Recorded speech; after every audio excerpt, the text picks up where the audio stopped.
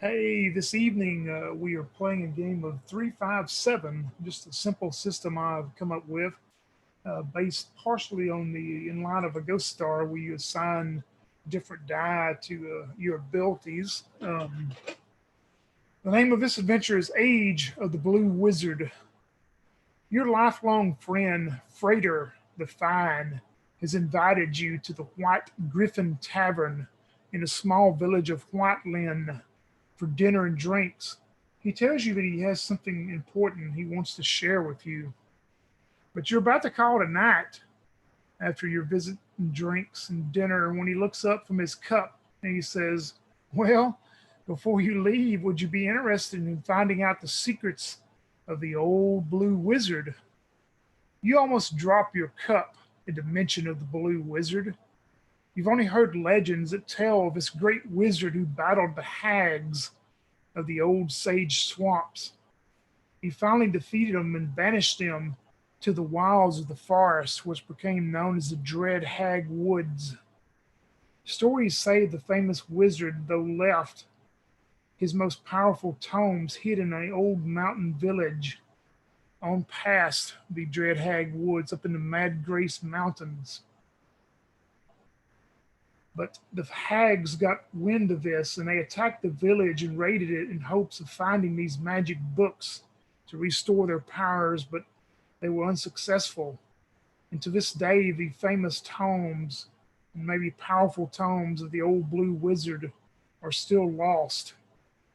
So, at hearing this, you're completely in shock because you would be famous if you returned with these ancient, powerful tomes after all these years.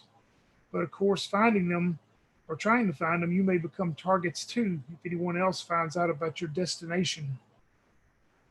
And I will start out with you, Yang, if you're going to tell me about who you're going to play. I'm gonna be playing Rustin. He's a warrior. As you see him on that picture, he's got long, dark hair, some bushy facial hair, and some fur to keep him warm during the cold times. But yeah, he's come to the town, and he was basically going to just get some drinks. But it seems like there's an adventure on the way. So Rustin is typically an ornery fella. He's quick to anger, judge, and insult. Normally, a guy like that wouldn't really fit in and get along with people, but thanks to his friends, lifelong friends here, he's able to survive, complemented by other abilities that he lack. All right, sounds good as Rustin hears that. And we'll jump over to you, Alex. Who are you going to be playing? I am playing Roy Derrickson. He is a member of the Red Ash tribe. They are a tribe of mercenaries for hire. Everyone who's born into the tribe eventually leads the tribe to become a mercenary, and your status within the tribe is determined purely on how much money you make before you retire. So he's out here trying to get rich because rich is famous. Uh, he's known these guys for a while, and so far he's known that they don't die, and while they don't die, he can collect money at the end. Well, you would definitely know that finding these books would probably make you rich and famous both. So hope it will work out that way. Daniel, who are you going to be playing this evening? Okay, so I'm you can hear me, right? Yep. Yep. So I'm playing Presto. He's a kind of a young magician. He has kind of a strange story that people don't necessarily believe that he came from another land with another group of another group of teenagers like him, and they were all granted magical artifacts to give them powers, and he was the magician, and thus was granted this magic hat. Most casters look at him and they think he's not using that hat to cast, but he's convinced that this hat allows him to cast spells. So he's when he hears about this blue magician, he thinks, wow, this is good because maybe he can finally get home. Yep, and as you think about that, you all see your friend Fradder sitting there at the table as he has told you this, and he's begins his little grin that he's known for, and he goes, "Well, what do y'all think of that? If you could find the secrets of the Blue Wizard in his magic books." I say you're pulling our chain, or you're either crazy. Are you drunk, my friend? Well, I don't partake too much of the drink, just enough to wash down my dinner. Well, you did eat a lot. Well, I always do that. I got to keep my figure going. Yeah, Yeah. But when you understood. eat a lot, you get sleepy and, you get a little hazy. Don't you remember? Well, that's true. But just remember, if you find these books, so you could bring them back, and oh, I'm sure the museum would pay you well, and you could all become famous. Oh, I mean, I do like adventures and being famous and books. So you're not just yanking our chains, are you? You're serious this time. Yes, most definitely serious. As you know, the Blue Wizard supposedly hid these books in a old village of some locals up in the Mad Grace Mountains, and the hags tried to find them, but they were unsuccessful. But I've got word from studying a lot of documents that I think I know exactly where they're hidden there, close to the village. Ooh, I like close to the village because I'm not big on traveling too far outside the village. Well, if it's close by, yeah, I'm game. Well, you're gonna have to go up in the mountains. I mean, you're gonna have to go through the Dread Hag Woods. I mean, it's about a day and a half journey from here, but I mean, not too many people go out in those woods because everybody's afraid the hags still walk the woods and other creatures too. But hey, Rustin, you look like the sword's pretty sharp, and I'm sure Roy can sneak around everything. And Presto, of course, you've got your magics. Why do they always have to name it Dread Hagwood? It couldn't be like Flowery Field or Comfortable Breeze Wood. It's always Dread Hagwood. They name it such so that once we get back to the tavern, we can boast that we survived and conquered the dreaded wood or whatever. No, that makes sense actually. I always thought it was named after the whoever lived there, and it's full of dreaded hags. Hmm. Good point. Let's hope not. Yeah. Because back where I live, there's a wood called Shit River Wood, and it's because the river over there smells real bad. Oh, well, you don't Well, drink from it, do you? Oh no, mm-mm. I mean, it's not actually full of shit. It just smells real bad. well, if I were to name that river, then I would just name it Smell Bad River. And that's why we're gonna do the thinking, and you're gonna do the swinging the sword. Hey! He points at you. I pat his face and say, "Hey, buddy, we're just friends here. It's just a jest. It was funny. Go ahead, laugh." Yeah, I suppose it was a little funny. So when do we leave?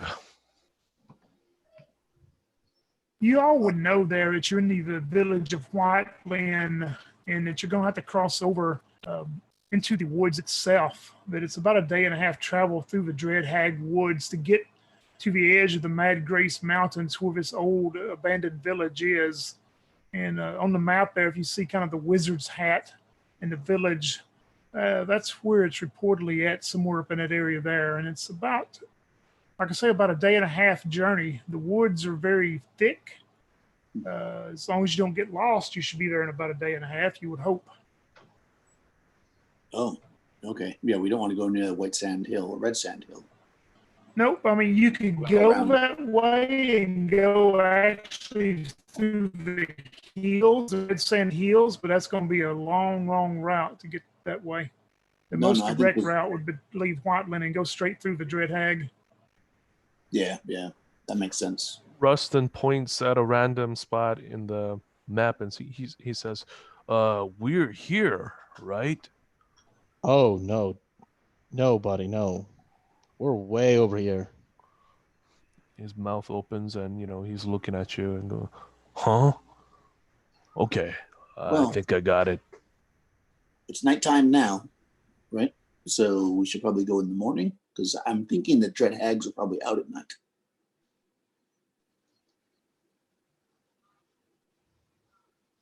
I don't And know if the again, Dread old people Hags get are... up early. No, I think they go to bed early because they're old. That's Well, that what makes old sense, women actually. do. Yeah.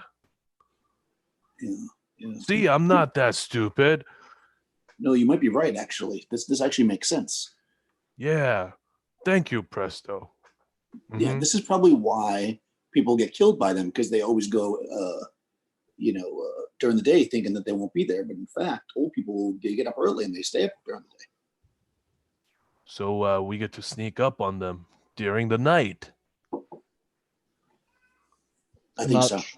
I'm not sure if that checks out, but I know if things turn south, I can trust it on the two of you. I'll run away. Don't worry, Roy. We're gonna keep you safe. Well, I mean, I'm gonna have to think about this, I guess. I'm just gonna go back there and sharpen my sword. Okay, And let's think tonight, and then we'll go in the morning. And he gets up and pushes the chair aside and heads over there to start sharpening his sword. Cool. Yep, We'll leave you and do rejoin. that. You do what you want to. Fradder pays the bill for the dinner, the drinks. He also pays the bill for the night at the inn. Nice. As y'all head out the next morning. Can I tonight, if it's possible? Can I cast like some kind of like a spell of portent, like to predict anything that might go on? Yep, you sure can. So And that would just be rolling my wits. Yep, just test your wits. You need a 3 or higher. All right, here we go. D7. I got a 3 exactly. So. Oh. Yeah, you probably spend a little bit more time than what you wanted to do that. I mean, it's not working at first, and you definitely get a feel from his warning and what y'all would know about the Dread Hag Woods that there is very definitely a good possibility that there's going to be something that you're going to encounter in those woods, unless fate just has it that you don't. Okay. All right. So I sleep uneasily then, knowing that. But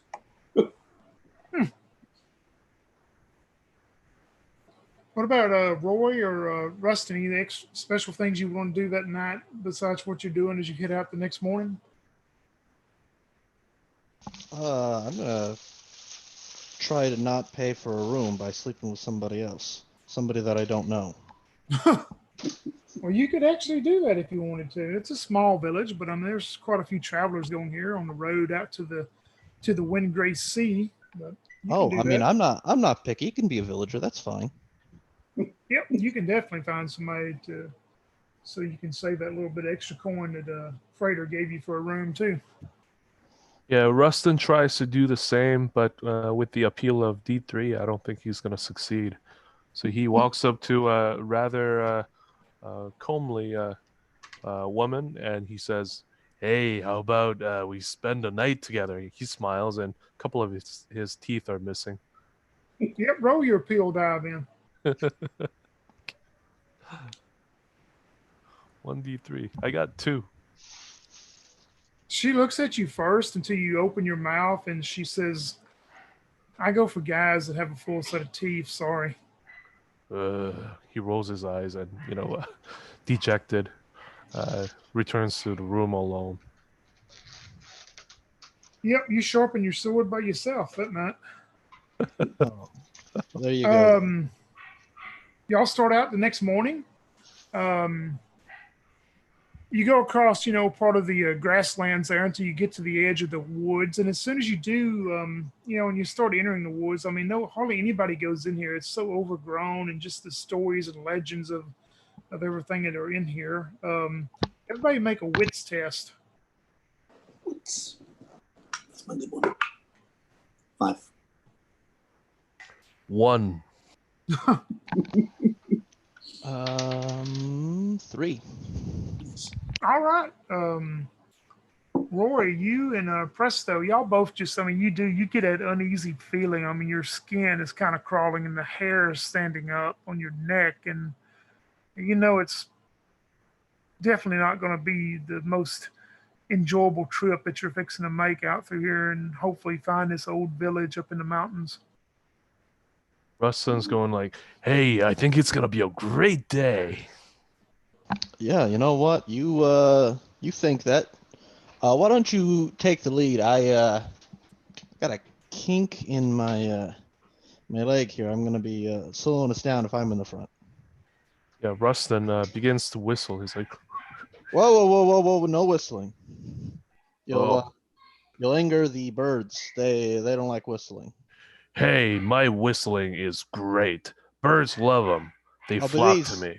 these are magical, evil birds. So Yeah, he grumbles and takes the lead. Definitely don't want angry birds. no. Rustin, you take the lead and start the morning as you are going deeper into the woods. You're having to travel on foot, of course. There'd be no way a horse would ever make it through here, or a mule, or anything. Roll me your wits as you're making your way through, Rustin, trying to keep the right path of the map you've been given in the direction you need to go. Yeah, he's gonna go doot doot doot doot doot, and I roll 3. All right. Yeah, you're very confident that, by looking at the map and, and the help of Presto and Rory, that you're going the right way. Nice. It gets about lunchtime, probably. Y'all been traveling about half of the day, we'll say. And it's actually been pretty still and quiet. You do hear the birds, and you hear nothing else, though, as y'all stop maybe for lunch there in an open space in the woods. I mean, everything seems to be a lot more peaceful and still than the stories tell. See, I See, this told is you it so was gonna bad. be a great day. Yeah, maybe the Uh, hags are already asleep. Maybe let's have a delicious lunch. I'm going to conjure up a lunch. A big, like a boar on a roasting pin thingy. That's what I'm going to try doing this. And I rolled a 2.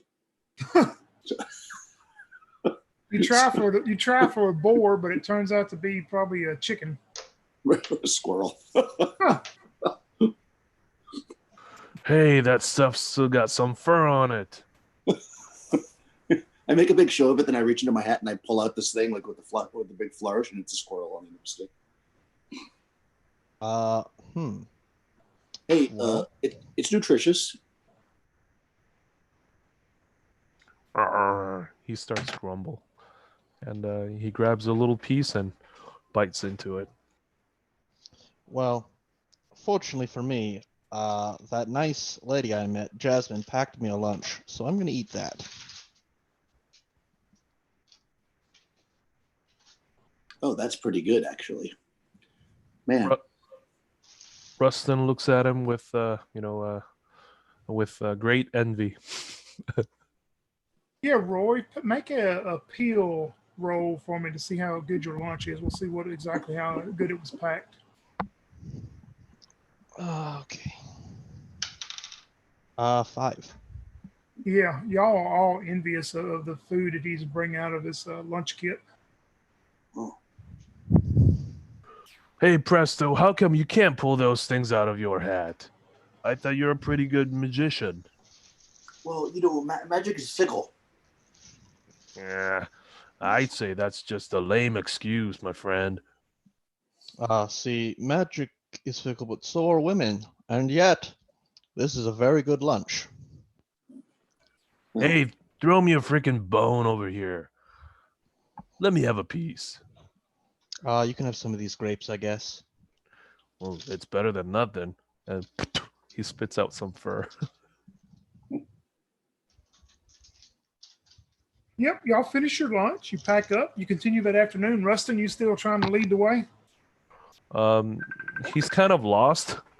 So he hands over the map to Presto, Uh, and he says, "You point me which direction I should go, and I'll just listen to you." Let me look. I'll try to figure it out. I'm Yep, gonna go ahead. Sorry. I was just gonna say, yeah, make a wits test then. All right. I was If gonna. you're gonna try to show the way. Yeah, I'll flavor this if it's okay. So I'm trying to pull out like a sundial or something out of my. Okay, 3. So I think that's successful. Yep, that works. It's kind of cloudy, but we can figure it out. He shows you the way, Rustin. Are you going to continue the way that Presto shows you? Yeah, absolutely.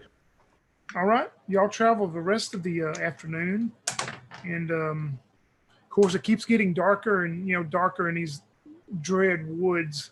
And, it's probably getting about time to camp out. And, you've made good time, though, since you haven't encountered anything besides normal stuff. And you set up your little tents or whatever for the night in the edge of the woods. How would y'all like to set up your watch or whatever? Presto will be on first watch if that's okay, because he doesn't really like being up when it's dark. Rustin's gonna take the middle watch. Well, then I guess I'm going to take the last watch. That works. Early mornings when the hags are out, be wary. I'm always wary.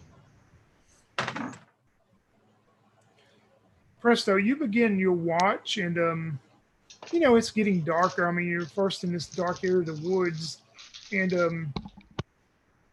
the other two are deep into sleep. As you're getting probably a little sleepy yourself, and you hear soft footsteps behind you. And you definitely know these footsteps are probably not a small animal. And when you turn and look, you see outlined behind you. You see this figure, though you can tell it's being who you are. You can tell it's not corporal, though it's more of an corporal form of this blue robed figure with this big long flowing beard, and he's holding a staff, and in his other hand he's holding like this globe. It's kind of glowing red, and then it starts glowing blue. But he looks at you in this figure, and it just kind of smiles at you. I look at him and I say, "Ah, great specter of the Blue Wizard, we seek your knowledge and a way home." Well, I seek a way home. I think they're already home. You hear in your mind, as he continues to smile, the figure does, you hear in your mind, "Do good with the books if you find them. Turn them over to one of the magical academies where they can train future wizards." I will.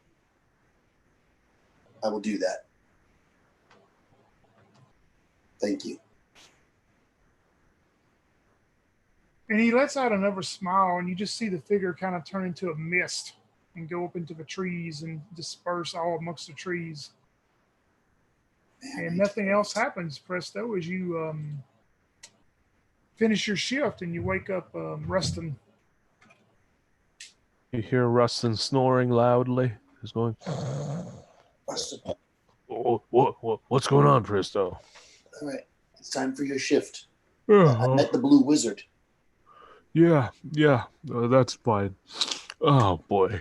And then he just gets up and situates himself, leaning against a tree, and he looks around. Do He you want grabs me onto to his. Yep. Go ahead. Sorry. Do you want me to conjure you some coffee? Yeah, that'll be great. Thanks, Presto. Alakazam. Coffee. Oh, 7. Oh, the best coffee you've ever had, probably.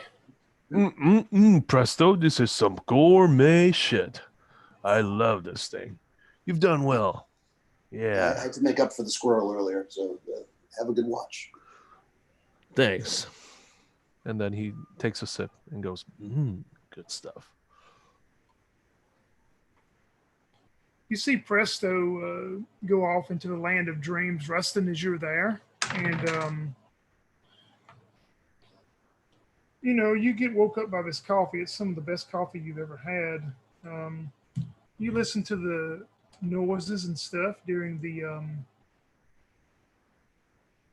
middle of the night, and as you do, you hear these kind of rustling, small footsteps. Which you're not sure it's not heavy footsteps, but you hear some footsteps behind a bush. And as you look over that way and turn, these two figures step out. Their skin is kind of almost yellow, a pale yellow in a way, and the kind of different variations of it go up when it goes up to their face and their area. It kind of turns into more of a light red and all that. And you know that these things are what they call goblin kings. They're actually goblins, but they are a little bit more superior than your standard goblins. And they're both standing there looking at you. One of them's holding a spear, and the other one's holding like this wicked-looking scimitar. Rustin holds up his sword and gives him a toothy grin, and he says, "Come to Papa. Come on, come on. Attack me if you dare." You see one of them, they're kind of like start dividing up from standing closer together, and it looks like they're trying to encircle you, there's no way you can get both of them at the same time. One of them's going around you one way, one in the other way. Yeah, he's just gonna lunge at one of them. All right. You can run and charge, make your battle attack at one of them.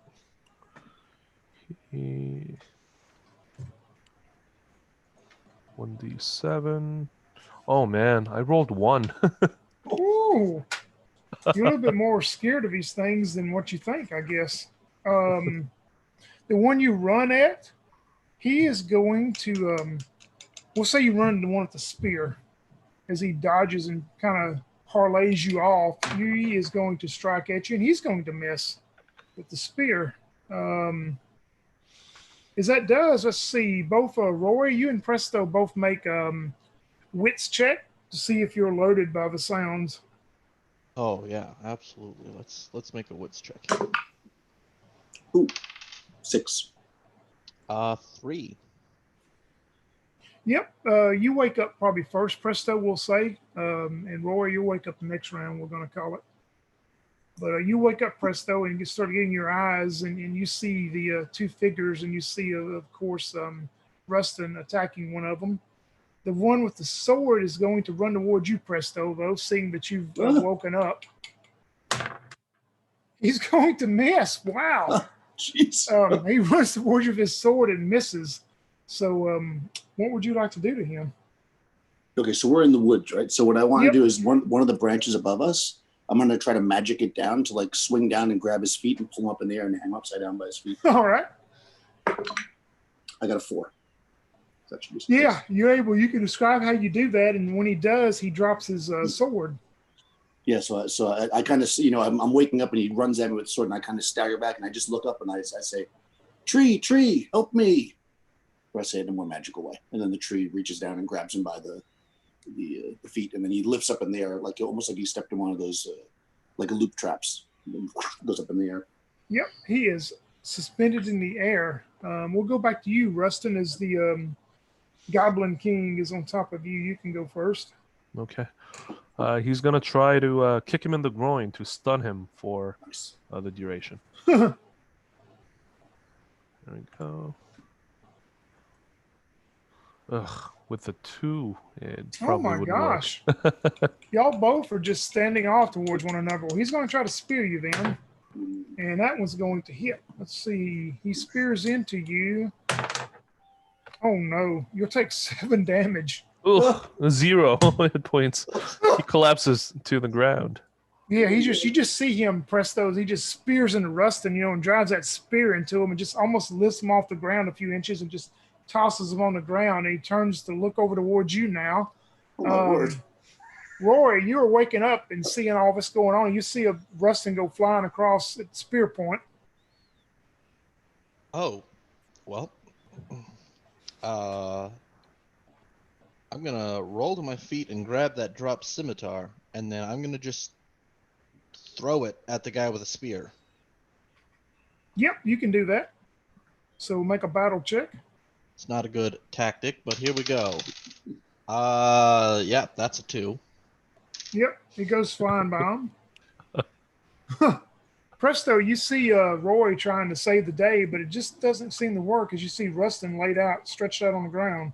So I say, act like a boomerang and come back to me, and I'm going to magic the scimitar to fly back and hit the goblin. Yep, that works. But I got a 2. Oh, man. So it doesn't work. Let's see. He is going to maneuver towards, let me just see. Oh, he's not like the magic user. He's going to move towards you, Presto. Oh, shit. He's coming towards you with that spear, and he will hit with a 4. Oh, God. And, oh, no, you'll take 6 points of damage. All right, so I'm -3. I go down. Yep, you're down now. Unconscious. Rory, we're at you then. I run away. Oh man. That was a good tactic. Yep, you're able to run away. Let me see what he's going to do. He lets you run. He, as you're running off in the forest, he's not about to try to take you. How far do you want to run? I mean, do you want to like run away completely out of the area? Oh yeah, fuck this. That one guy, he just killed both my friends. Ah. That guy was a badass. That spear did it. Yeah, holy crap. This is what will happen then. A couple hours later, unless or whatever time frame that Roy's gone, Rustin, both you and Presto, you wake up. You are bound and tied with hands behind your back. You can tell you're still in your little camping area. Your armor, Rustin, has been stripped off. It is missing. All of your weapons are missing. Rustin, Presto, any like magical devices you had, wands or a staff or whatever, are missing. You're just sitting there in your robes. And any coins and stuff that you had are, of course, gone. So y'all have been completely robbed and humiliated by the Goblin Kings. They are nowhere to be seen. Neither is Roy. Is the fire still going? The fire is still going just a little bit. I mean, you can tell it needs stoking up. And Yeah, I'm gonna both of try y'all to- roll your health die, whatever your health die is, to see how many HP you get back. Okay. Oh, I'm gonna- 3. All right. I'm gonna sneak back to attempt to loot my friends' bodies, not aware that they're still alive. I get back 3 points. All right. Yep, you can do that, Roy, and you edge back, and you see both of them sitting there wearing their skivvies or whatever per se, and everything has already been looted by the Goblin Kings. Rustin says, "Psst, Roy, over here." I say, don't worry. I chased them away. Oh, thank God. You're our savior, Roy. Well, I chased one of them away at least. I think the other one went and grabbed your stuff. Well, at least we're still alive. Thanks to you, Roy. You're a real hero. Oh, please don't call me a hero. A hero would have done even better than that and defeated them both handedly.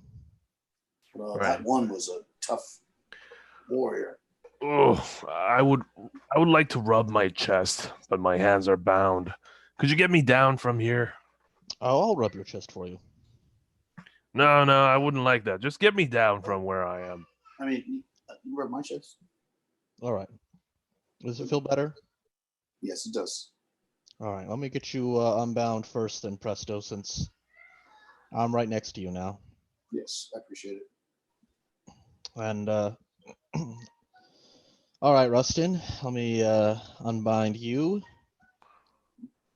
There we go.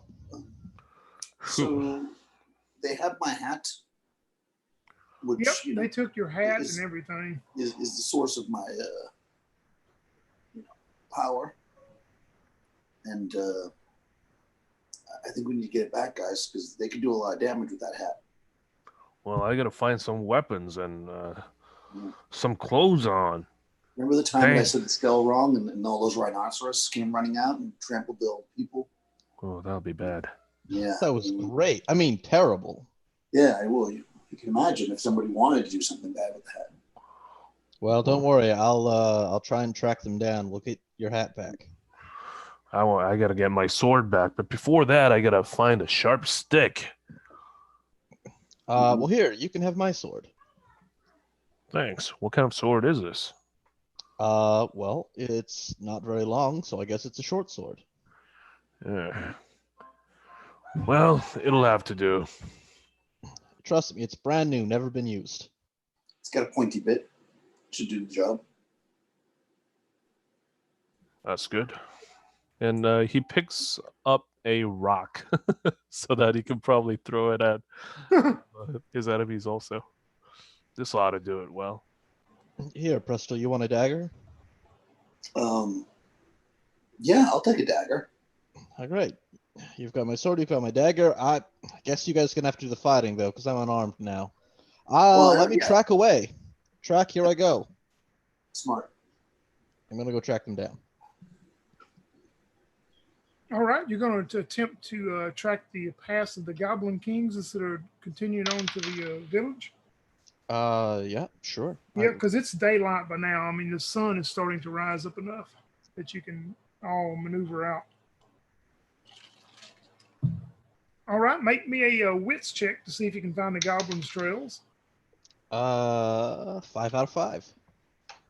Yep, you find it pretty easily, and you follow it, Roy, for probably, I don't know, 20 minutes or 30, and you start seeing some of the items of y'all's that have been thrown aside. Presto finds his hat. Rustin, you are able to find your armor. It's strewn out across there as they've discarded most of it. Your sword is still missing, Rustin. And Presto, you find your hat strewn out there. You know, they don't know what it is, so they threw it to the side. All right. Well, with my hat back, I will give my dagger, or your dagger, back to you, and I'll say, "Yeah, I feel better because a lot of damage could have been done. Maybe I can make her sword bigger." Could you do that? Could you make it like one of those two-handers? Let me see. Let me see it for a second. All right. I mean, that's my sword. I think. Well, if you make it big, I won't be able to use it anymore. Can you copy a sword? Make two swords. Maybe I'm not sure. I will try. Where there is one, there will be two. Two. I got a 4. Yep. Presto, there's another sword that appears. There you go. Not bad, right? Nice. That's great, Presto. Keep it up. All right, let me see if I can make it bigger. So I'll give you back your sword.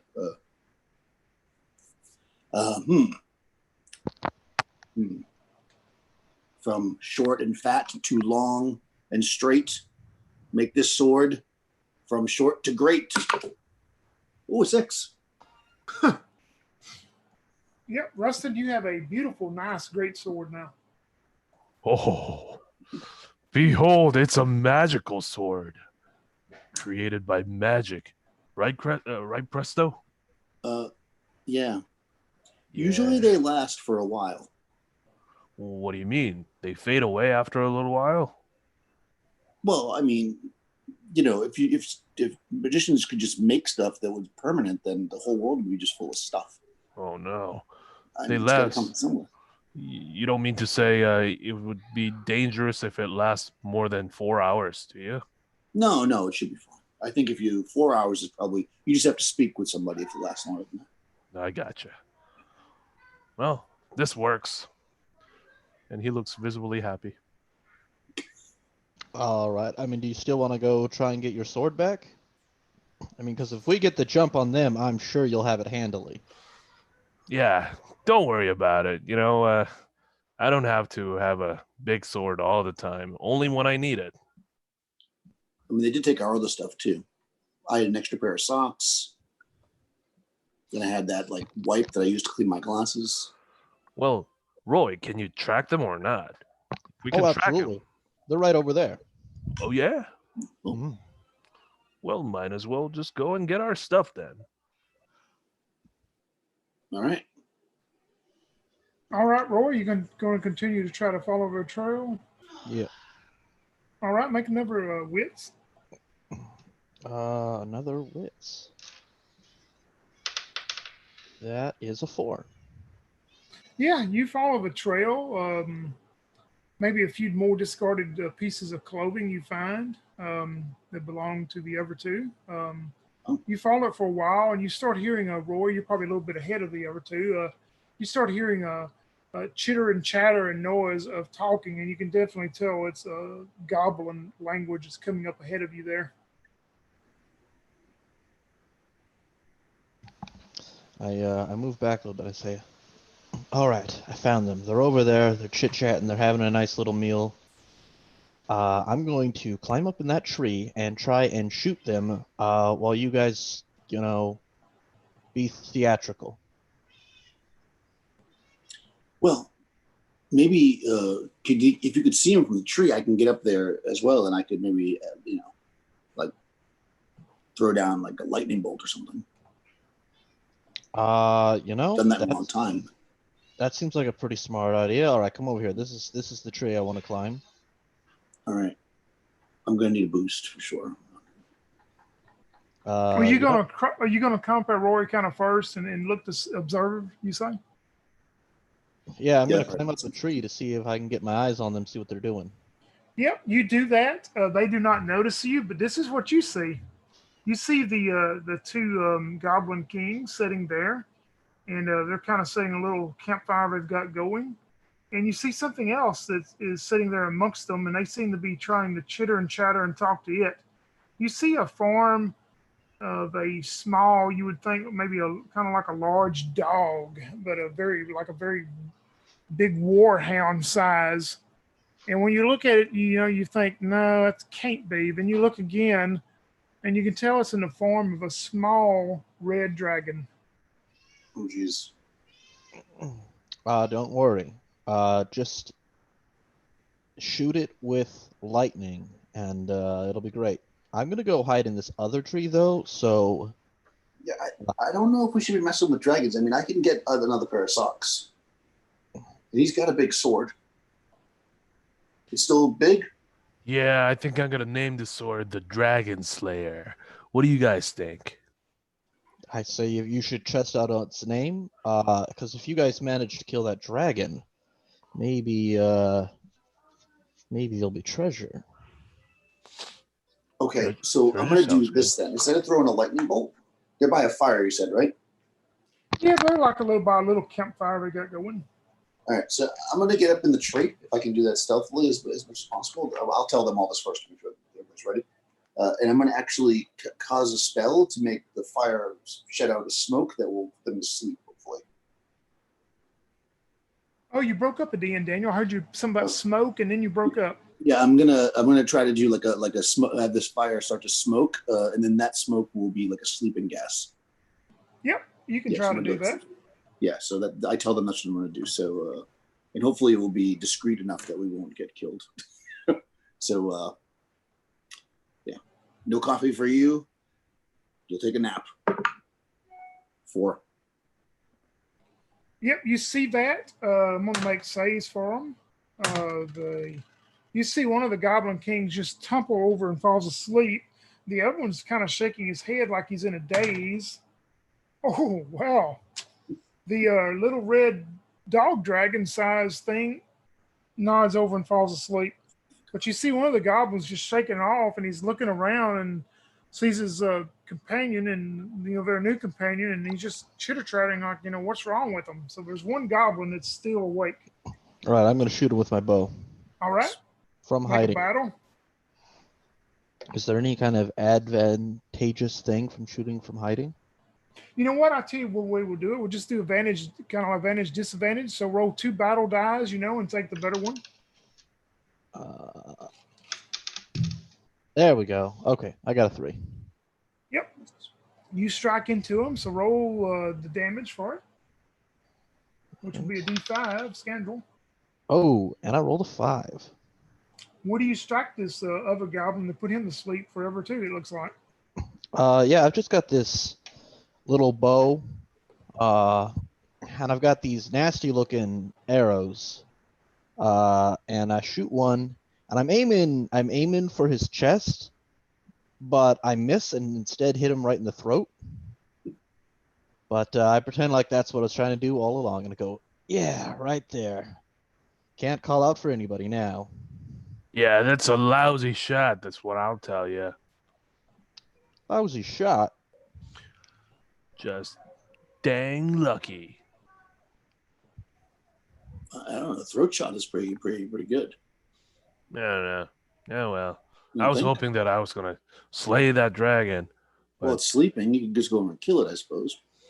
well, you got a good point there. Rah! And then he's charging up to the dragon with that two-handed sword. Yep, you're gonna go kill the sleeping dragon. Yep. Yep. Make a battle check just to make sure you don't do 7. awful bad. A 7? 7. Oh man, you can finish it off any way you want to. Okay. He goes up there and positions his sword. Actually, he leaps up into the air and stabs it downward, driving the sword through its skull. And he says, "Oh yeah." Why did you go through the head? Now you can't hang the head on your wall. You should have went through the heart. Oh. The head's ruined now. Nobody's going to believe that was a dragon. No, I mean, I just have the sword pierced through it, that's all. It's just a small wound. It's not like I splattered the brain everywhere. I don't know. Look down. Yeah. Well, how am I supposed to find the heart? It's, it's hidden. I don't know where it is. Do you know where the heart is? Home is where the heart is. Yes. Well, I didn't know where it was. He just You grumbles. should probably kill that goblin too. Oh, yeah. And then he just goes over there and stomps on him. Yep, you finished the other little goblin off, and y'all are able to look around and find all of your other remaining gear and stuff. And Presto, make a wits check for me. All right. I'm pretty witty. I'm pretty witty, but I rolled a 1. So apparently, Oh no. Yeah, Roy, make one for me. Oh yeah, I'm also pretty witty. 3. Yeah, Roy, y'all are looking around. Roy, you find a little parchment. It's a part of it's kind of scribbled. I mean, it's like almost like a child's writing across there, and you can read and pick up some words of goblin and broken common and things. And basically, what it details is these goblins were trying to take the sword that they took off Rustin and trade it to the dragon for a bag of coins, saying it was magical. I look for the bag of coins. You do find a bag of coins. I discreetly slip it into my bag. Roll me a d5 for the coins, and I will tell you. 4. You find a bag of 400 gold coins. Guys, I found 300 gold coins. wow, that's a lot of gold. Yeah, let me divvy it up for you guys. Well, thank you. Keep watch. See if the dragon had anything on him. Yes. I'll check the dragon's pockets. You find nothing else with on the dragon besides the bag of coins, and if Roy would tell you the translation of the note, you would discover he probably brought that bag of coins to trade for the sword. Huh. Well, that's pretty neat. I didn't know you could just trade swords to dragons for coins. We should maybe make a business out of this. What do you think? I feel like it would not have gone their way as soon as the dragon found out that it was not a magical sword. Right. Yeah, dragons are smart, right? I mean, that would seem pretty smart. Not anymore with the sword driven through its head. And then he kicks the dragon's head. Man, I would show some respect for the dead, because you do not want a dragon ghost coming after you. Yeah. You could probably make armor out of that hide. Yeah, but what if I run into a dragon? They're gonna see that, oh, this fella made a hide out of one of my fellow dragons, and they'll probably get their friends and decide to hunt me down. That's a good point. We should make armor out of it and then sell it to some rube. Yeah, someone rich. Tony, can we attempt to skin this dragon? Sure, you can. You can spend time to do it. You know, it's pretty small, so I mean, it'll probably take about, maybe to do it right, 20, 30 minutes. Oh, don't worry. I could do it with magic. No. Oh well.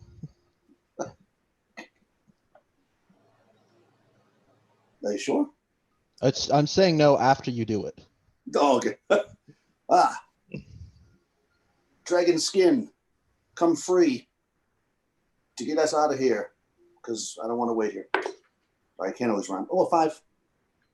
You start doing that spell, presto, and it starts taking effect. Everybody make a wits check. Oh. 5. 7. 5. Ooh, I got 5 too. All three of you probably at the same time, you hear the like air, and you look up in the skies. The sky is darkened, even though it's dark in the woods. The canopies are pretty covered. Their sails covering the forest floor, but you see a figure of a very much larger dragon. Okay. Quick, put that giant sword in the hand of the goblin, and let's get the hell out of here. Yeah, you said it. Make us invisible or something. Oh, I say, nonsense. You two run, and if things go sideways, I'll run away after, but I'm going to talk to this dragon. okay. All right, good Out of luck sight, to you, out of Roy. mind. I'm going to turn myself invisible. Can I turn us both invisible? Roll one for everybody. I mean, whoever trying to turn invisible, Okay, one for each person. So I'll do me first. 4. That's good. And then I'll turn a warrior invisible. 3. Okay, so I don't think the thief wants to be invisible. So Right now. You two turn invisible. The dragon and I'm is also- still flying in the sky. It doesn't appear as big as the form of what you've seen of it is. Maybe it doesn't appear there's like any type of landing for it in this area. It's, it would have to break tree limbs and crash through canopies of trees probably to come down. It's still kind of in the air up there. So you're not for sure if it's actually noticed you all yet, really. Do I believe if I shouted, it could hear me? You can definitely try it. All right. do you want me to magic you up a megaphone? You're magicking me up a megaphone. All right. I'll be over there, guys. I can't do it. I pull up a megaphone. It's only a tiny little thing that does nothing. All right. Well, this is useless. Can you make it so I can fly then? I don't think I can do that. Let me try. I mean, last time we tried that, remember what happened? Yeah, but I'm a lot luckier than Rustin. That's true. Yep, I'm going to let you try that, but you're going to do it at disadvantage, Presto, yeah, for okay. doing it since you're doing it to somebody else. All right. So wings sprout and carry him home. Okay. All right. So 3. So that's good. But now let's see what the second die is. 4. Okay. So Yep. 3 was the low one. So that one. All right. So Roy, wings spread out here. you're going up in the sky, then. All right. I go up there and I say, Dragon, I have avenged your friend. Let me see here how it's going to react. It reacts pretty favorably. It starts speaking to you in common, and it says, "What do you mean, puny human?" I mean, there's some. I witnessed a pair of goblin kings trying to trade with this dragon, and they surprised and killed it. And then I said, "Well, that's not acceptable." So I shot one and then garroted the other. Oh, that was the run of the litter anyway. Was the sword there? I can fetch you the sword if you want. That is what I've come for, the sword. All right, I'll be right back. I fly down and I grab the big sword, or the what I guess it was a long sword before. I grab it and I fly back up. Yep, you're gonna take Rustin's non-magic sword. Yes, non-magic sword. All right, Rustin you says- take it up. Rustin says, "Hey, that's my sword." Nobody hears him. You take it up, and the dragon, reaches out with a big claw and grasps the small sword, and it looks at the sword, it looks back at you, and it goes, "Fool, you better fly now." And it opens its mouth and begins to breathe. Said, whoa, whoa, whoa, what's wrong, my friend? Are you going to stay there in the area? I'm gonna like fly up above it so it couldn't like quite aim at me. Let's see if it does. It's a dogfight.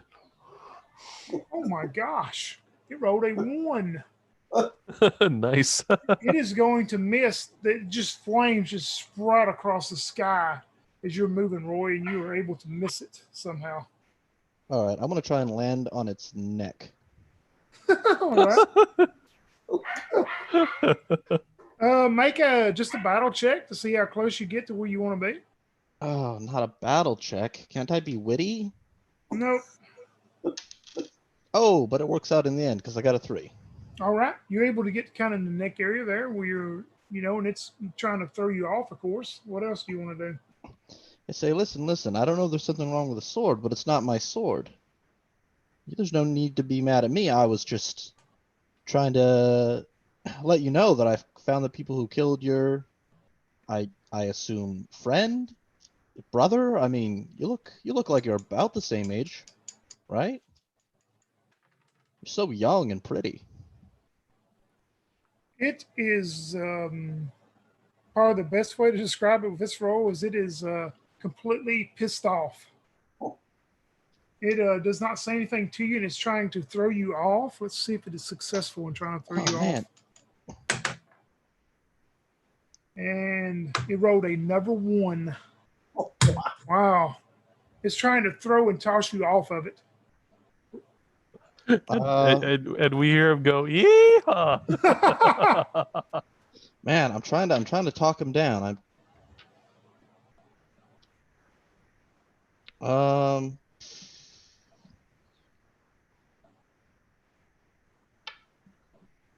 I would like to try and talk him down. I'm trying to use my appeal stat on this dude. Yep, and it does not work so far of his counter appeal, but you can try it again. Let's see. I say, let's see. What would I say?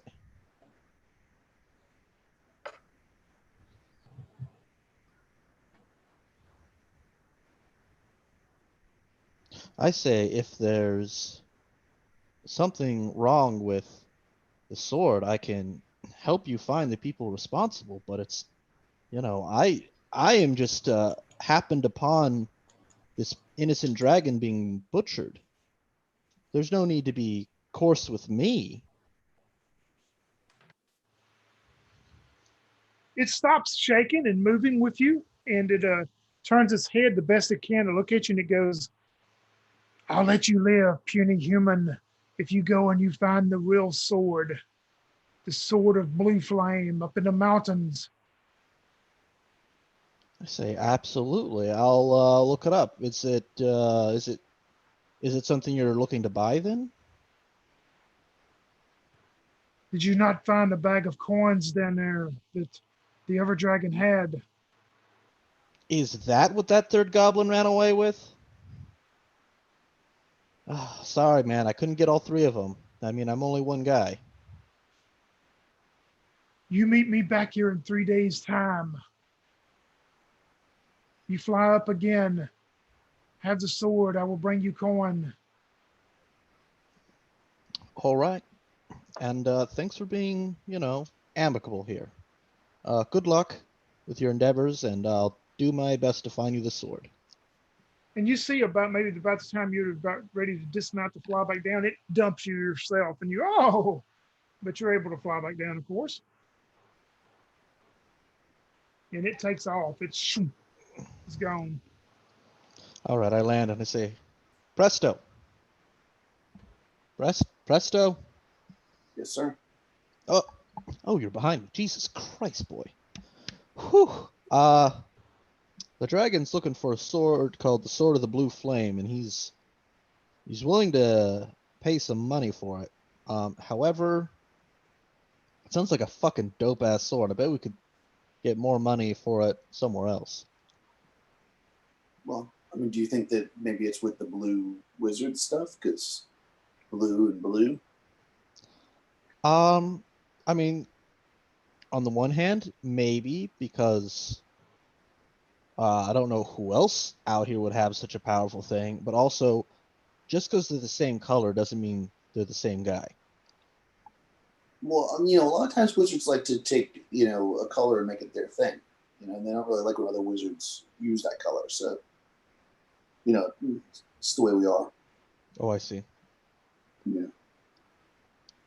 I mean, not always. Sometimes, depending on how old, like if it's an older wizard, they kind of retire their color and then a newer wizard can use it.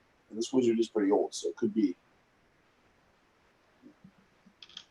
Well, anyways, that's what's going on. It does not seem to have any maternal or paternal instinct over this smaller dragon, though. So, Oh, perfect.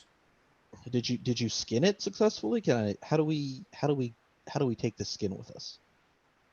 I think I did, right? Or did I Yeah, usually you roll that? presto, you look, and during all this time that you started the spell, it started on its own, and it's finished by now. Yeah. All right, good. You see like the body of the dragon with no skin, like, and then right next to it, the skin is just laying nice and folded.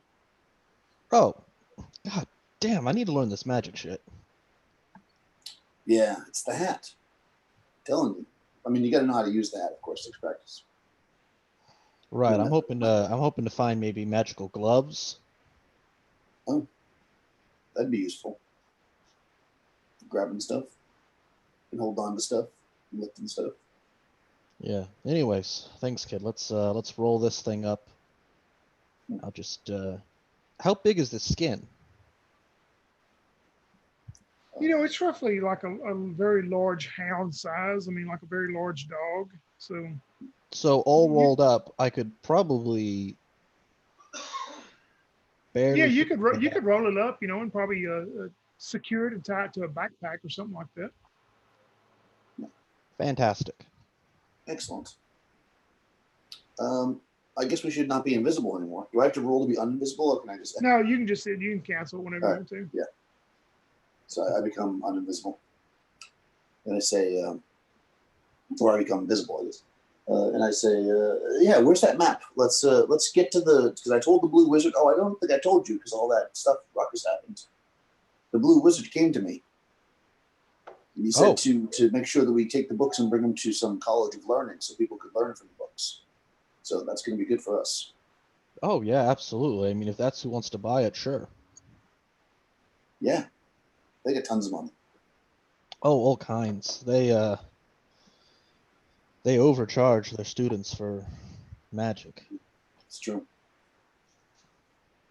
Anyways, I'm gonna take the heart out of this dragon and eat it, because that's how you get magical powers, maybe. I don't know. Well, that It sounds might legit work. to me. And then we can be on our way. Okay. Are you gonna And eat first? you make a Rust invisible again also. Rustin, where are you? I don't know if he's back Out yet. of out of character. He stepped out for a minute. Oh, so no. I just have him follow us. All right, Roy, you can continue leading your way back to the main mission, back towards where you hope you can get to the mountain area and hopefully at least to the village before dark. Make me a wits check as you find your trail again, hopefully. Okay. Did I manage to get the dragon's heart? Yep, you can have the dragon's heart and anything you want to cut out. All right, good. I rolled a 4 on my wits. Yep, you're able to get a trail established back and looking at the map, and the rest of the afternoon goes well. It's probably the time you get to the edge of this, what you can tell definitely is the mountain range. I mean, you're getting close. It's probably another couple hours. You follow that. You come out of the forest, and it's just nothing but the mountain range itself. There's a few scattered trees, but nothing like the heavy tree coverage and canopy covered area that you've come out of. So you definitely know you're in the Mad Grace Mountain Range. Probably about 30 minutes before dark, you come out into an open area and you can see the scattering and old some stone and old timbers and rotten type stuff. You can tell definitely at one time, many years ago, there would probably been some type of buildings there. And looking down at the map, you think you're probably in the right area of where this old village was one time. Do I see a good building that we could camp into and be difficult to spot? You find the best you'll find is like a half of a stone building that was built out of stone. It doesn't have a roof on it, but I mean, it has a few walls left that you could probably build an area. We just won't any roof coverage. Oh, that's fine. I don't care about the roof. I care about nobody seeing us from outside. Yep, you can do that. Cool. I set up camp and I say, all right. I guess in the morning we'll go find the book. That sounds good. And hopefully the sword as well. Yeah, assuming the sword's real. Yeah, it's funny that the dragon would think that the goblins had the sword. Does seem... They were smarter than that. I mean, those were some pretty strong goblins. Maybe they're famous. That's true. I mean, they were goblin kings.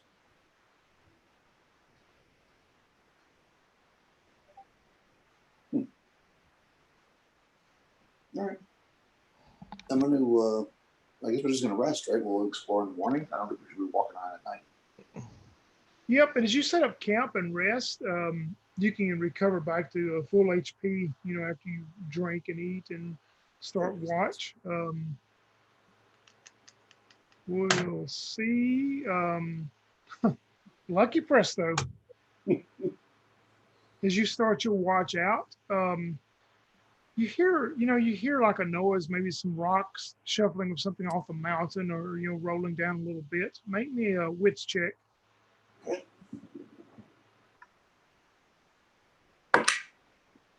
One. Yeah, I mean, you look in that area, you don't see anything, and maybe just in just natural area of the rocks that have shifted down then. Yeah, these old villages, there's always stuff moving around. You would all know also by the map and from what Fradder told you that supposedly in this area of this village, there's like some type of underground cavern that was in this area. It's pretty much hidden, and that's pretty much what he can figure out where the blue wizard hid these books. If you can find the entrance to this underground cavern, that's where the tomes are supposedly hidden. The hags never did find it, as far as you know.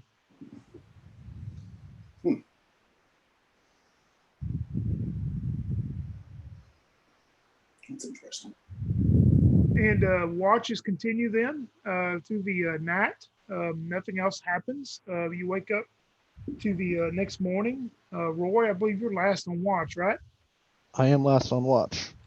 Yep. And when you're maybe about to get ready to wake the rest of them up, you see these figures walking into the camp. You see one guy carrying this longbow, wearing this green leather type armor. You see another guy dressed kind of fancy with this fancy rapier at his side. You see a blonde-headed woman, and you see another guy with kind of a mask across his face. It's carrying a couple of swords at his side. The guy in the green surcoat-looking deal with the bow, he goes, "Greetings, I am Robin Green, and who may you be?" Oh, hi, Robin Green. Excuse me, let me wake up my friends so we can do a proper introduction. And I'll go over and I kick Rustin, and then I gently shake Presto. Well, it's the morning. What's going on? Bandits! Let's kill them! No. These are our dear friends. Robin. You see the other ones. You see the girl. She kind of bows, makes a bow. She says, "I am Velzer. You may call me Velzer." The guy at the rapier, he pulls his fancy rapier out and he spins it real in the air and he goes, "I am Dashing Dan. Dashing Dan, if he did not catch it the first time. The guy with the mask on, the covering across the face, he just eyes towards Rustin. He doesn't say a name. Well, I am Merrick Red Shadow. I am Presto the Green. So we're like related. Oh, we may very well be. Rustin scowls and spits on the ground. You guys are probably going to try to rob us, right? Oh, what would make you think that the way we're dressed? Why would you accuse us of being bandits and cutthroats and scoundrels?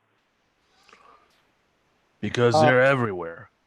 And But- I'm too used to them. Rustin, it's fine. If they were scoundrels, they wouldn't have let me wake you up first. Well, unless there's more of them coming from behind us. I guess. Well, you guys woke us up. What do you want? Oh, it's very simple what we are here for. Seeing that Velzer was able to sneak down the rocks there last night and spy on you all, even though she picked up a few rocks, the little magic buddy didn't notice it. We know that you don't have it yet. We understand that from talking the White Griffon Tavern, of course, corn and drink flow there quite a bit, and words spill out that your little friend is sending you up here to recover the Blue Wizard books. That's all we want. Give us the books. You misheard. We're looking for the Blue Flame Blade. That is actually true. Well, What? I thought we were here for the book. No. The books are missing. This man is an idiot. I apologize. The books are missing. We're looking for the Blue Flame Blade so we can sell it to the dragon Garroch the Red. That is true, actually. What you're saying is true. We are looking for the Blue Flame Blade. well, I don't think you will find the sword. The sword's already been recovered. That doesn't matter, though. That's, what matters is you three are going to dig out into this cavern and recover the books. You're going to turn the books over to me. I'm going to take them and sell them to an organization that wants them. And what I'm going to do is do two things for all three of you. I'm going to let you live, and then I'm going to pay you a few coins for your time, of course. I mean, you're having to do the hard work by doing the digging. Well, that doesn't seem very fair. Hey, Roy, you said that these weren't bandits, but they're bandits. No, I'm not a bandit. I'm a businessman. Right, but you're saying that we go in there, and otherwise, if we don't do what you say, you're gonna kill us. Well, I will have to because you're going to attack me first. That's how the story will tell it. Well, you're right. And then he throws a rock at him. Are you throwing it at Robin, the leader? Yeah. All right, make a battle check. Okay. We knew it was coming. Where did it go? Where's that one website that I was using for the rolls? Presto turns invisible and runs away. Actually, I'm just gonna use 1d, excuse me, 1d8 and ignore 8. I got 3. Yep, you throw the rock. You hit him. Roll damage for battle. Ooh, 6. You K-wop Robin, the leader, with this rock. Blood starts pouring down his face and onto his beautiful tunic and everything he's wearing. He starts reaching back, grabbing an arrow. He looks over to the masked guy and he speaks to him in some language that you don't know. The masked guy takes off running with these two swords he pulls out real quick towards you, Rustin. Anything else that your group want to do before they start doing stuff? Oh, yeah. I want to do something as soon as our turn comes up. Yep, go right ahead. As you see your friend get you involved in this. Okay, so what I'm going to do is I'm going to do the opposite spell that I did on the swords, and I want to make that guy's swords into little tiny baby swords, like toothpicks. The one guy, okay, yep. The guy that's got two The swords. masked guy, we'll call him the masked guy. Yep. Yeah, I'll say, the masked man who swings razor blades now has a way to clean his tooth decay. Oh, 6. All right. Nice. So I turned his swords into toothpicks. Yep. He still is running towards Rustin, not figuring out exactly what has happened or going on. What about Rory? Anything you want to do? Yes. I would like to take the embers that are still burning in our camp, maybe, and throw them in the face of the guy with the rapier. All right, you can do that. I guess it's probably battle, right? Yep, that'll be a battle check. Oh, 3. Okay. All right, roll some battle damage. 4. Yeah, you throw him in there and it starts burning. You know, you see he's wearing these beautiful clothes too, and they start falling down in the front of his clothes and burn them. But he's screaming and seems to be definitely hurt and distracted right now. The guy that is running towards you, the masked guy, he's running towards you, Rustin. He's about to get ready to. He's going to swing these swords at you. He looks down at both of them and sees what has happened, and he reaches behind you and he pulls out this wicked-looking knife. And he is going to try to stab you with this one knife then. And he will do that. Oh, man, 4 points, Rustin. Oof. He does that. The woman, you see her kind of adjusting her arm there and drop her arm, but you see like she had like this small hand crossbow hidden. And she pulls the hand crossbow towards Presto. And that will hit with a 3. Oh no, Presto, you take 5 damage. All right, that's -2, so I go down. Yep, Presto falls.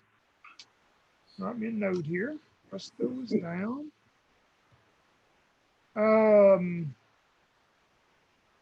The leader guy, he just starts laughing and he goes, well, your best fighter just went on the ground. I would think that there's not much else is going to happen, but you two are going to die. Maybe we can revive him.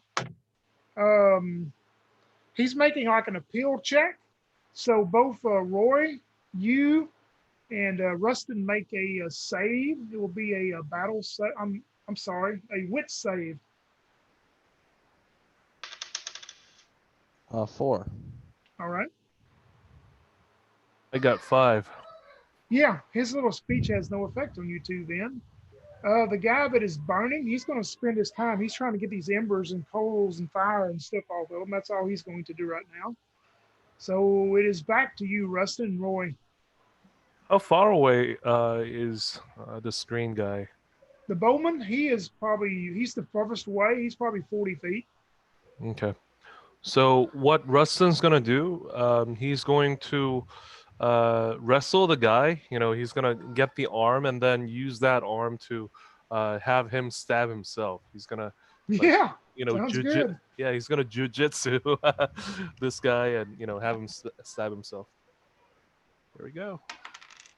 And 3. Yep, you succeed. Roll some damage.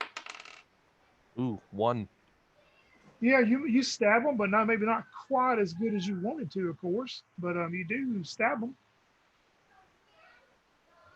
Yeah, and if he could try to hold him that way, he's gonna use him as a a human shield against any arrow fire that may come in his way. Make another battle check. Okay. 3. Yep, he's struggling with you, of course, but you're able to for right now. Cool. What about Roy? Yeah. So what I would like to do is running away does not seem like a good option here. So I guess it's time to fight. That guy with embers in his face might be distracted one more round, so I got to do something about one of these other 2. The guy got a rock hit on him. Does he look like he's like actually pretty messed up? The leader, yeah, I mean, blood is just pouring and streaming down his face. He's trying to wipe some of it away, and it's pouring down his clothing. There, you can tell he's not looking too well. Yeah, then what I would like to do is you shoot my own bow at him. All right, you can do that.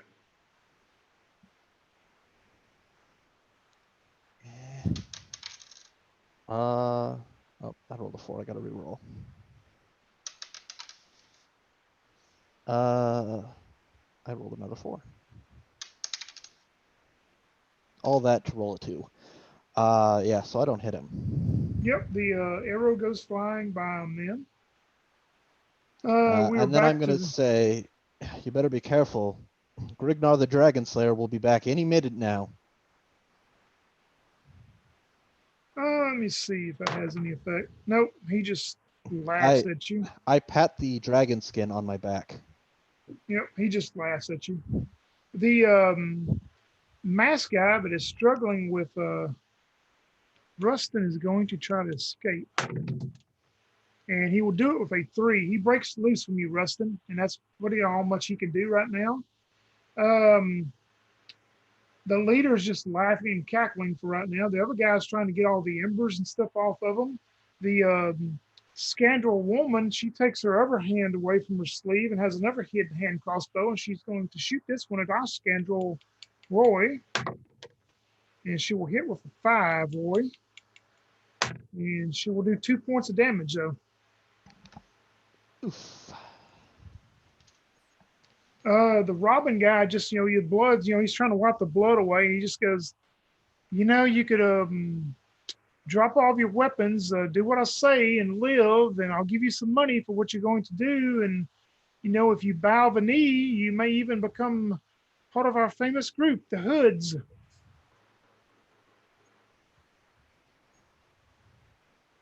And it's back to you two.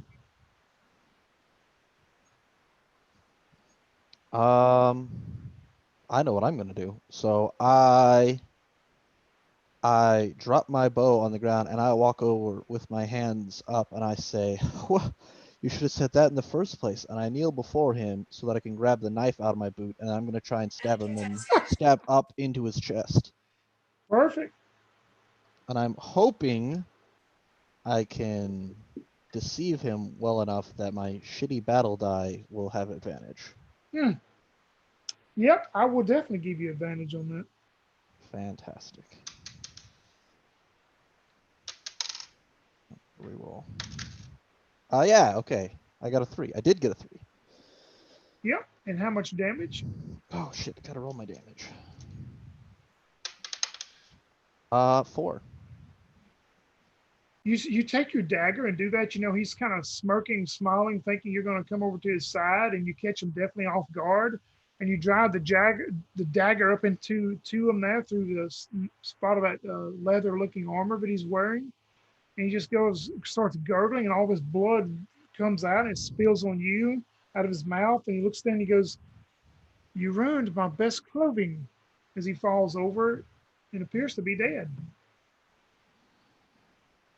All right. I put my foot on his chest and I point at the lady and say, you could join our team. All right, you do that. We'll see how she reacts in a minute. Rustin, what would you like to do? He grabs the masked man and then he hurls him towards the ember and says, Towards your fire? You're going yeah, towards the fire. And then he's going to say, follow your damn leader to the hell. All right. And I rolled 1. Oh, man. He breaks loose from you totally then. You yell that out, Roy, to the woman scandal. We'll get to her in just a moment. The masked guy turns back around towards you. Rustin is going to try to swing into you with that dagger he's got, and he's going to hit with a 6. Oh, only 1 point of damage, though. To Rustin. Okay. Yep. The guy that has got all the embers, you see now that the embers and stuff he's got brushed off of his face and stuff. He looks around, where's the bastard that did that? He sees that it was you, Roy, and he takes off running towards you and is going to try to stab into you. And he'll do it with a 5, Roy. Oh. And you'll take 2 more points of damage. Oh, skin in my teeth. The woman, let me see here. Let me just make a little roll for her and see. I'm very charming. She sheaves her or she's you could see she was in the process of reloading those 2 little hand crossbows hidden, but she stops in the midst of it and she looks up at you and she says, "Oh, let's see if you're still standing though first," and that's all she's going to do right now. So that will put it back at you 2. Robin Green, the archer, appears to be down and not moving. Yeah, so But you do have the one guy who on you that just run towards you and attacked you. Dashing Dan with his rapier. yeah, God. Is there like mud where I'm at? Nope, it's dry, unfortunately, and rocky. Oh man, I'm gonna have to like actually fight this guy. He's probably gonna kill me. You can also tell by now that you've burned him and stuff, he doesn't appear to be doing too well himself. He's just kind of pissed off. Okay. So, what I'm gonna do then? He's standing in some. He looks like he's a dandy type fighter guy, right? Yeah, you can tell he's very dexterous. Yeah, but he also looks like he's kind of noble-ish, you know? He's putting off that aura. You don't know if it's really true or not, but that's what he's trying to put off. Cool. Then I'm going to definitely still try and use underhanded tactics. And I'm going to pull out my short sword and pull it at him like I'm ready to duel. And then I'm just going to throw my knife at his chest. Okay. And let's see if I can even hit him. I do. Okay, I do hit him. But only for 2 damage. That 2 was enough as you see him go down. He looks down and he looks up at you, Nice. but he doesn't say anything. He goes down. I say, dropping like flies. I'm almost about to break a sweat. Rustin, finish them off. All right, Rustin. Yeah, Rustin's gonna pull out his own sword and says, "That's awfully small dagger you got there. Could you match this?" And he's gonna swing across the face, trying to blind the guy. And I roll 7.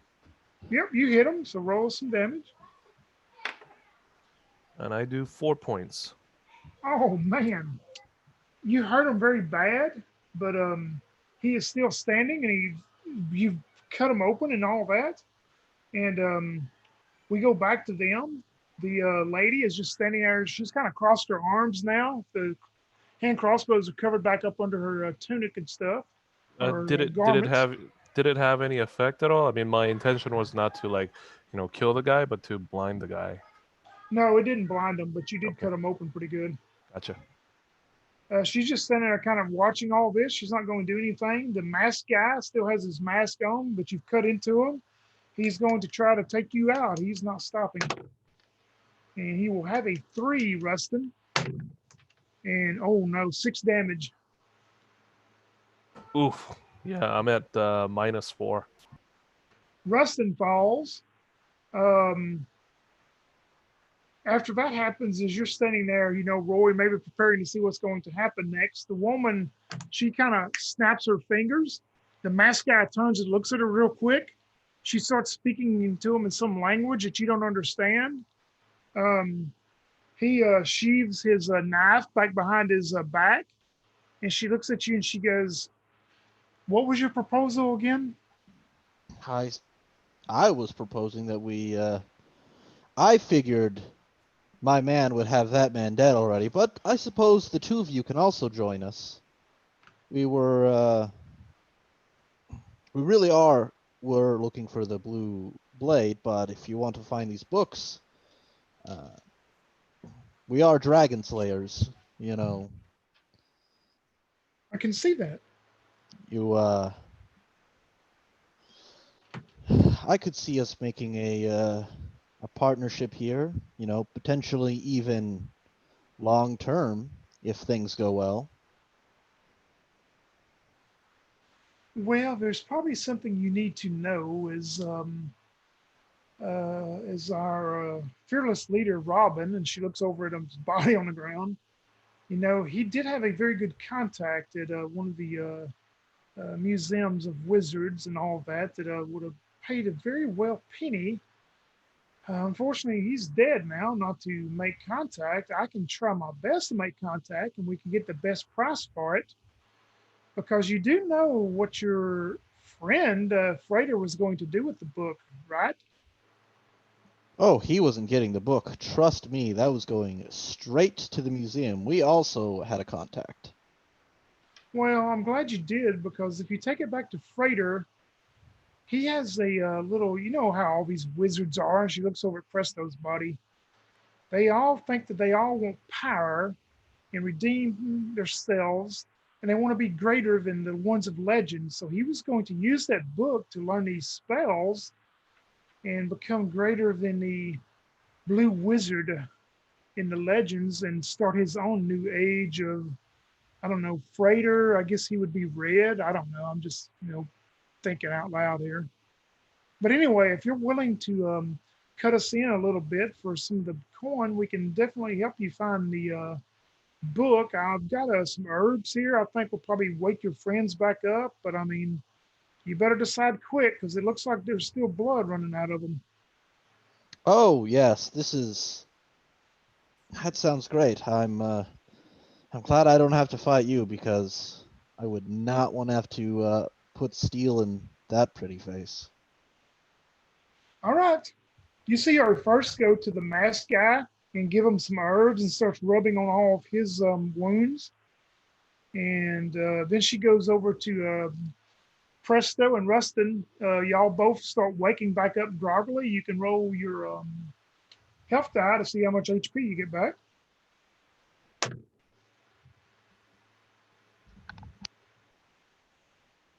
Yeah, that's right. Are we rolling from 0 or are we rolling Yeah, from... just roll. Yeah, roll from 0. Yeah, exactly. Oh, okay. 5. Not bad. Yep, you all wake up and probably see the woman and the masked guy appears to be feeling a little bit better himself, as they're sitting there maybe conversing with Roy. Oh. I say, I did get a little bit of a nick over here. Maybe I should get some of that herbs myself. I need to stay sharp. She comes walking over to you and she starts reaching in her pouch and she says, I got something better for you. And she gives you a big kiss. You can roll your health points back. Oh, fantastic. That really is what makes heroes feel better. I got a 2. That gives me a buff half at least. See, that's why I travel with you, Roy. You saved us how many times already on this adventure? You're a good guy. Yes. I do want to say you made some comments about wizards, but this boy here is not like the other wizards. He's not interested in power for power's sake. He is interested to help out his friends. He's very nice. Yes. Well, I will have to take your word on for it. You don't have to take my word. You can get to know him. Magic should be used to help everybody. Exactly. I agree with you. That was a pretty good shot. Oh, I'm sorry about your swords, by the way, masked man. She looks at you and she says, well, since you're awake now, was it Mephisto? Is that right? Or what was your name again? Anyway, Caster Man. Since you're awake again, can you reverse that and make his swords come back? I mean, I've already talked to him. He's not going to attack you, I promise. Ooh, that's a tricky spell, but let me see. You want the swords to come back to the way they were. Does he still have the toothpicks? Yeah, they're still on the toothpicks, yep. All right, so he takes the toothpicks and he rubs them together and he says, All right, hold them out like they're swords. Get in a good battle pose. No, get like a really good battle pose. And he makes them get like all. He says, from picks to blades, reverse the spell. I say with a 5. So yeah, it works. Now, that's just weird. Why is that? I don't know. It's just awkward. The way that he's holding his sword and you're making it larger, back from the toothpick size. Well, it's got a. I got nothing that more to pose. say. All right. Well, as scoundrelly as these other two are, we should probably put them in a hole. Don't want them shouting out topside. You don't want ghosts, you understand. No, Exactly. definitely not. You were able to put them under some stones or whatever. Velzer, the female scoundrel, she takes a look at the map as you show it to her, or she says, well, I was trained in other things before I took the life path I'm on now, but I think it's going to be right over here, the area we're looking for. It doesn't take her but just for a moment after she looks at the map. You start digging in this underground cavern. She says, presto, Well, real we quick found it. before that, when we go to bury them, I'm gonna act like I'm, setting them all to be buried nicely, but really what I'm doing is going to, like, loot them. The two dead bodies? Yeah, you can. Yeah. I mean, you're not going to try to get any of their big items, right? You're just trying to see if they got anything on their body themselves. Yeah. Like, I'm gonna bury them with their weapons, but Yep. Roll me a wits then. One for each of them. rolled a 6, so I gotta reroll. Okay, a 4 for one and a 3 for the other. Yeah, the Dashing Dan, the rapier man. You find a little coin pouch, and you actually find 100 gold in there that he has on him. You can tell maybe he was the rich guy he was pretending to be. The Robin Green, you search his body and it probably tells that he's probably spent all his money on the clothes he's wearing. You find a little pouch of 10 gold.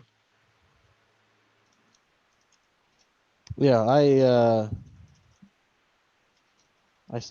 lay them to rest all nice and pretty, arms crossed, the bow over the rapier is, the other guy's holding his rapier down near his belt with the blade going up towards his face. I'm like, oh, all right, now they're ready to be buried under the stones, and then we can go back to where we were. She looked at the map, yada yada.